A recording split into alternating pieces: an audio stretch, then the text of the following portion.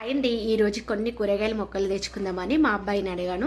వాడు అడగగానే ఒప్పుకుంటాడా, ఏంటి మమ్మీ హాలిడే ఉన్నప్పుడు కూడా ప్రశాంతంగా ఇంట్లో ఉండనియవు, మొక్కలు అంటావు, పళ్ళ మొక్కలు అంటావు, కూరగాయల మొక్కలు అంటావు, ఎరువు అంటావు, మట్టి అంటావు, ఈ మొక్కల పిచ్చి మాత్రం నీకు తగ్గదా మమ్మీ, ఎప్పుడు తగ్గుతుందని ఒక 2 నిమిషాలు అయితే నా మీద అరిచాడు. లాస్ట్కి ఏదో విధంగా అయితే నేను వాడిని తీసుకొని వెళ్ళానండి. అక్కడైతే చాలా తక్కువ ధరకు దొరుకుతాయి.